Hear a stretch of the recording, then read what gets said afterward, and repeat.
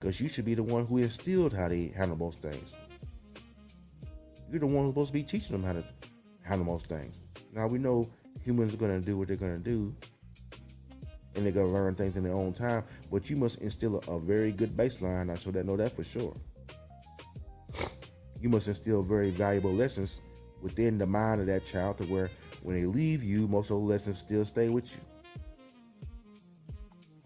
My parents did the best they could with what they had. In the grand scheme of things, as I look back on it now with 2020 vision, the things my parents taught me were respect for elders, respect for authority, and a little bit of responsibility for getting things done, meaning household chores. That's about it.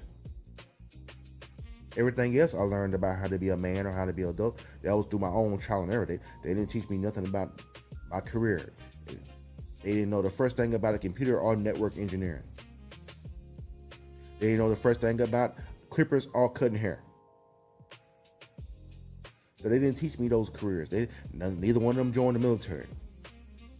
However, I did, and 3 of my friends and 3 of my cousins did. And we are all living pretty good lives. Who's to know if they would have done it if I didn't go first? Who knows? It's water under the bridge now. Oh Lord. But life must go on. Can the YNs be stopped? Well, we know a lot on who is responsible. Well, if we get ourselves in position of leverage, meaning that if we all become better people collectively, we will have more money, we will have more influence, we will have more resources, we have the capacity to move and do great things collectively. We speak about, or we heard of the quote-unquote Black Panthers or Black Wall Street.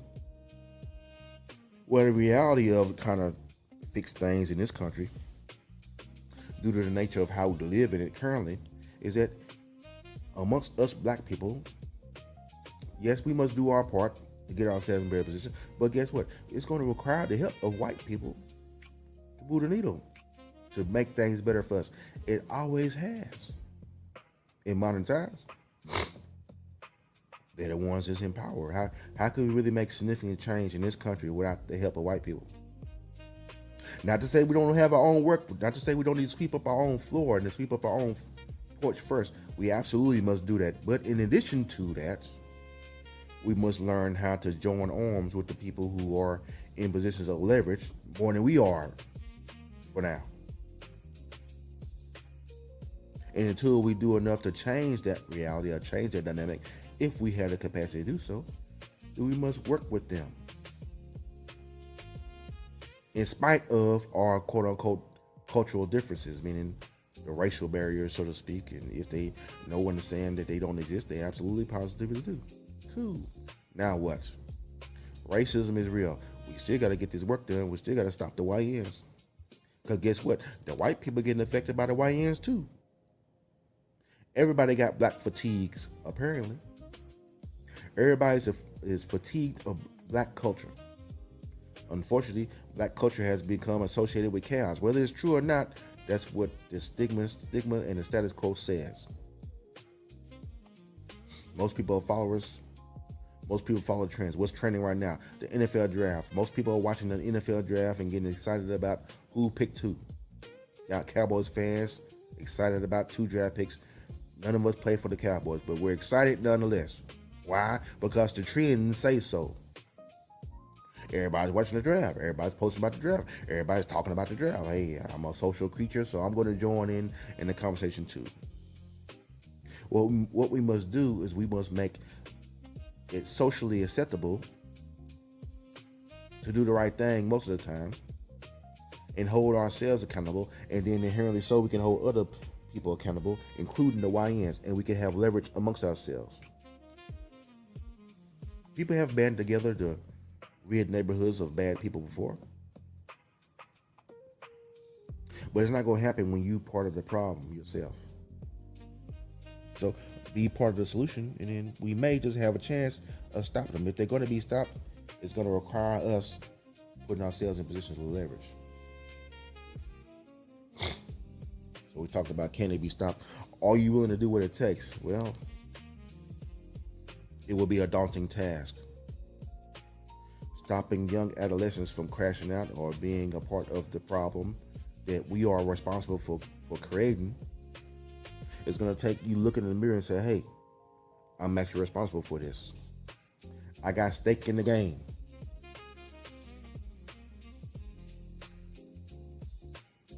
Got another comment from Mr. Brother Advice.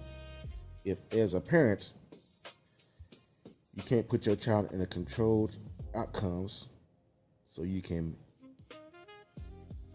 mediate, you should reevaluate. Meaning, as we spoke earlier, as I was saying, and correct me if I'm wrong, pretty much he is saying that you should know your children better than they know themselves. And you got the capacity to control the environment, to control and dictate how you, quote unquote, give them corrective training, so to speak. You should be observant of anything and all things that they are doing at all times while they're in your presence. Enough to the point to where you can interpret and decipher their activities when they're not in your presence. It's extremely important for you to have this skill. Why? Because there may be a time when your child is actually getting messed with by an adult in whatever way they are. And you need to be able to decipher if your child is telling the truth. I don't believe most parents have the capacity to know if and when their child is lying or not. They may think they know. But I don't think you have enough data on your children, or do you have enough information on how to interpret humans in general to know when you've been lied to. How do I know this? Well, y'all keep falling for the same okie dokie. Y'all keep getting in relationships with bad people, quote unquote. Men still get in bad relationships with, quote unquote, bad baby mamas, quote unquote. And women still having babies by, quote unquote, bad baby daddies. Well, your interpretation of human skills needs some work. Expeditiously. Hey, but what do I know? I'm just nigga. Figure some things out. Are you willing to do what it takes? Hey, what's required is you getting out your own way. What's required is you getting yourself in position of leverage where someone is willing to listen to you. Where you know for sure the information that comes out of your mouth directly lines up with your tangible results. You can back up your results, your words, and they all interconnect and align with each other. They validate each other. Your words and your actions should be complementary, so to speak. There should never be a time to where your words and your actions do not line up with each other.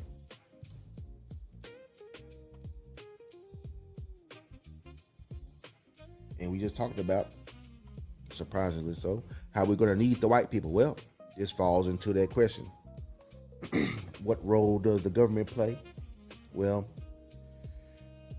when it comes to actually doing the work within our neighborhoods, not so much. However, when it comes to large-scale policy that tend to make certain things illegal or make certain activities more harshly punished, so to speak, then the quote-unquote federal government will play a vital role. Unfortunately, as of right now, the government is being used as a tool to imprison most of the YNs, not necessarily as a tool to correct their actions. Most of the YNs just crashing out, continuing to crash out, and all that's happening is, he agreed. I guess I summed it up pretty well.